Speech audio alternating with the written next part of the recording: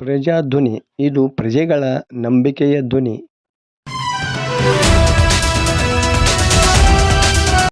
ಲಕ್ಷ್ಮೇಶ್ವರದ ಚಾವಡಿಯಿಂದ ಕೆಂಚಲಾಪುರವರೆಗಿನ ರಸ್ತೆ ಅಪೂರ್ಣಗೊಂಡಿದ್ದು, ಅದನ್ನು ಪೂರ್ಣಗೊಳಿಸಬೇಕೆಂದು ಆಗ್ರಹಿಸಿ ಜಯ ಕರ್ನಾಟಕ ಸಂಘಟನೆ ಕಾರ್ಯಕರ್ತರು ಸೋಮವಾರ ಪುರಸಭೆ ಅಧ್ಯಕ್ಷರಿಗೆ ಮನವಿ ಸಲ್ಲಿಸಿದರು.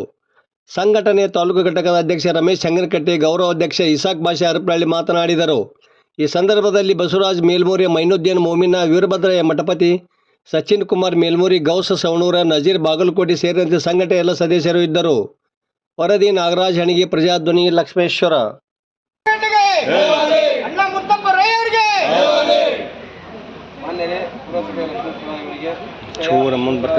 ಬಜಾರ್ ರಸ್ತೆ ಟೆಂಡರ್ ಕಾಮಗಾರಿ ಕುರಿತು ಮಾನ್ಯರೇ, ನಾವು ಅಂದರೆ ಜಯಕರ್ನಾಟಕ ತಾಲೂಕು ಘಟಕ ಎಲ್ಲ ಪದಾಧಿಕಾರಿಗಳು ವಿನಂತಿಸಿಕೊಳ್ಳೋದೇನೆಂದರೆ, ಲಕ್ಷ್ಮೇಶ್ವರ ಬಜಾರ್ ರಸ್ತೆಯ ಚೌಡಿಯಿಂದ ಕೆಂಚಲಾಪುರವರೆಗೆ ಈ ಹಿಂದೆ ಸಿಸಿ ರಸ್ತೆ ಟೆಂಡರ್ ಆಗಿದ್ದು, ಈ ಕಾಮಗಾರಿಯನ್ನು ಸ್ಥಗಿತಗೊಳಿಸಲಾಗಿದೆ. ಯಾವ ಉದ್ದೇಶಕ್ಕಾಗಿ ಸ್ಥಗಿತವಾಗಿದೆ ಎಂದು ಲಕ್ಷ್ಮೇಶ್ವರ ನಗರದ ಸುತ್ತಮುತ್ತಲಿನ ಗ್ರಾಮಗಳ ಸಾರ್ವಜನಿಕರು ತಿಳಿದಂತಾಗಿದೆ. ಈ ರಸ್ತೆಯು ಲಕ್ಷ್ಮೇಶ್ವರ ನಗರದ ವ್ಯಾಪಾರಸ್ಥರಿಗೆ ಹಾಗೂ ಸಾರ್ವಜನಿಕರಿಗೆ ತುಂಬಾ ಅನುಕೂಲವಾಗಿರುವ ರಸ್ತೆಯಾಗಿದೆ. ರಸ್ತೆಯನ್ನು ಕಾಮಗಾರಿಯನ್ನು ಅರ್ಧಕ್ಕೆ ನಿಲ್ಲಿಸಿ ಈ ಕಾಮಗಾರಿಯಿಂದ ಜನರ ಮಳೆಗಾಲದಲ್ಲಿ ಗುಂಡಿಗಳು ಬಿದ್ದು ಶಾಲಾ ವಿದ್ಯಾರ್ಥಿಗಳಿಗೆ ತೊಂದರೆಯಾಗುತ್ತದೆ. ಈ ಕಾಮಗಾರಿಯ ಗುತ್ತಿಗೆ ಪಡೆದಿರುವ ಗುತ್ತಿಗೆದಾರರು ಸ್ಥಗಿತಗೊಳಿಸಿದ್ದಾರೆ ಅಂತ ಸಾರ್ವಜನಿಕರು ಮಾತನಾಡುತ್ತಿದ್ದಾರೆ. ಹಾಗಾಗಿ ಇದು ನಮ್ಮ ಜಯ ಕರ್ನಾಟಕ ಸಂಘಟನೆಯ ಗಮನಕ್ಕೆ ಬಂದಿರುತ್ತದೆ.